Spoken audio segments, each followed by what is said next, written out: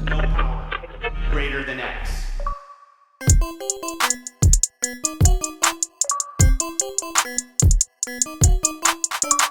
What's up, everybody? Ryan Turford here, and welcome to The Extra Mile. This is the tag-along podcast to the Xbox Drive as we dive deep into the games and services you care about most. As always, we'd love your feedback on this and all of our shows over on Twitter at the Xbox Drive, or you can reach out to me directly anytime at Ryan Turford. Star Wars flight games have always been around, going all the way back to the arcades and the Atari 2600 to games like X-Wing and Rogue Squadron. While we got a bit of a taste of the flying in Star Wars Battlefront games, it's been since 2003's Rogue Squadron 3 Rebel Strike on the GameCube that we've been without a game dedicated to flight in the Star Wars universe until now. On this episode, we fly the skies and hunt down some rebel scum in Star Wars Squadrons. Now, before we get into things, this is going to be a spoiler-free review of Star Wars Squadrons, though I will always clarify that my definition of spoiler-free is anything found in the promotion of Star Wars Squadron is fair game, meaning that if it's been in the trailers or anything like that, I will mention it here, so just be aware of that. So if you want to go completely blind, turn this review off and come back when you're ready to listen to it, but obviously stick around, subscribe, listen to all our other content, all the good stuff. I'd also like to start each and every review by talking about my history with these types of games. I'm definitely no stranger to Star Wars flight games. I've played and beaten almost every single Star Wars flight game at all been released, and I have a recreation of the Atari Star Wars arcade machine from Arcade 1UP, which literally makes its presence known on each and every video of the podcast. It's literally sitting right behind me as I record this episode of the show.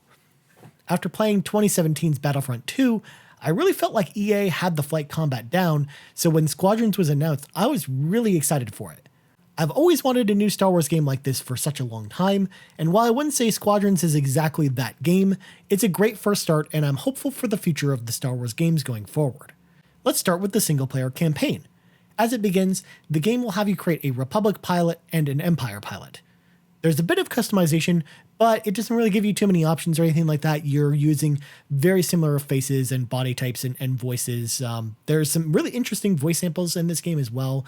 But basically the pilots are inserted into the story itself as you switch between the two sides for most of the missions.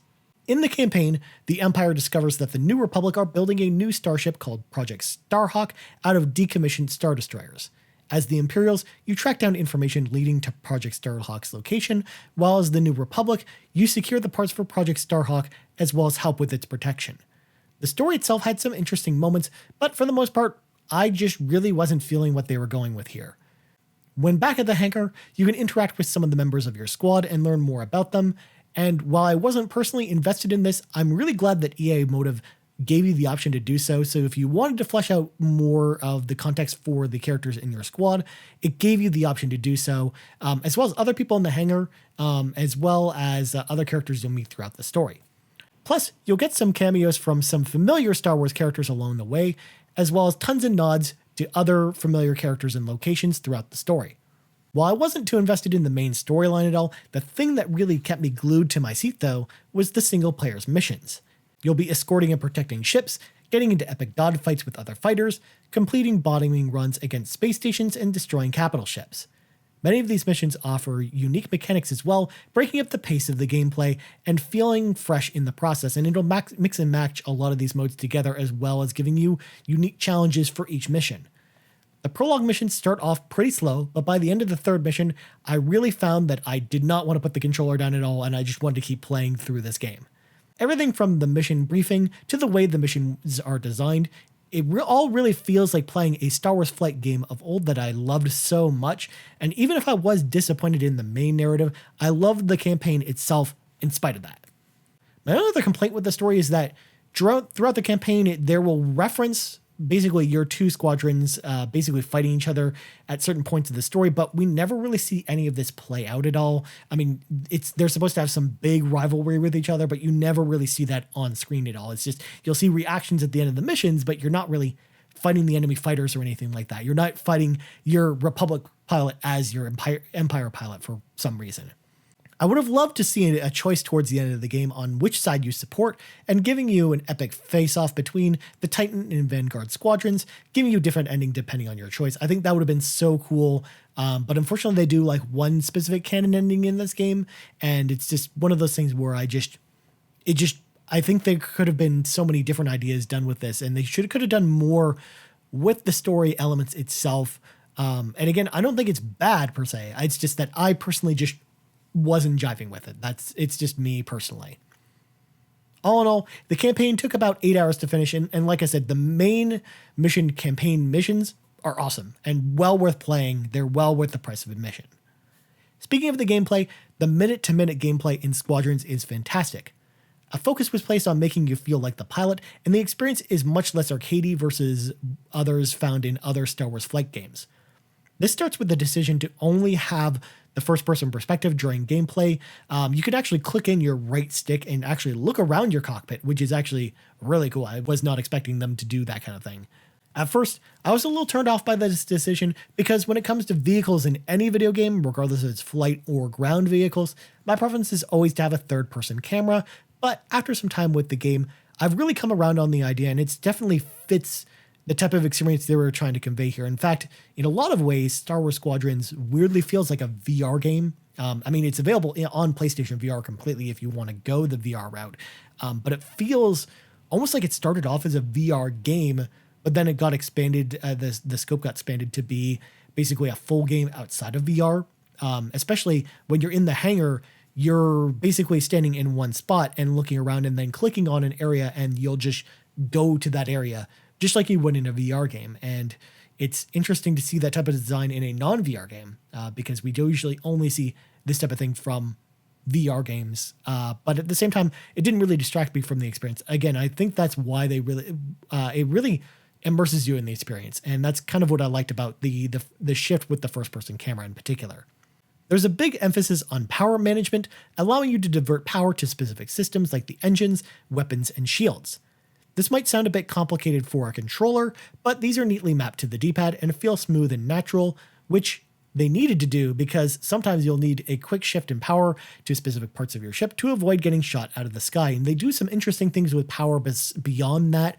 For example, with TIE fighters, since they don't have shields, they allow you to basically cut all of the power to your engines, for example, and put them into your guns temporarily, or vice versa. If you really need to get away from an enemy and you're in a TIE interceptor, which again doesn't have shields and blows up very easily, you can divert all of your power to your engines from all other subsystems, which no other fighters can do, and you can go light speed. You can go super fast throughout the environment. The flight itself feels smooth and responsive, and each of the 8 ships feels and handles very differently from each other. They all feel very distinct from each other as well. And again, there was a little more emphasis on realism placed here, and I think that's why they wanted to deliberately make the Y-Wing, for example, feel much different than flying like a TIE Interceptor. Those are 2 very different ships, and they really feel different in the experience. You can also customize your ships for different situations with different lasers, missiles, countermeasures, and special ordnance. This customization is key for the multiplayer modes, especially as different builds work much better versus specific fighter types or as well against capital ships. You are able to customize your ships a bit during the single-player missions, but this is very limited to the mission itself and usually get a choice between 2 or 3 options for each part. Also, you can customize the cockpit of your ship with a bunch of different cosmetics that contain references to both Star Wars movies as well as other TV series and other Star Wars games. And there's some that me as an Xbox fan of Star Wars games on Xbox that I got a kick out of. So some of the references here, you're going to pick up on them when you play this, and you're going to get a kick out of this stuff. I can guarantee it. These are all purchased with a in-game currency that is entirely earned in-game, and the game features 0 microtransactions. You're not paying for any of the in-game currency or the cosmetics or anything like that. You earn everything through the game itself, which is fantastic. I think that's definitely the best way to approach this type of situation, and thank God EA has learned their lesson.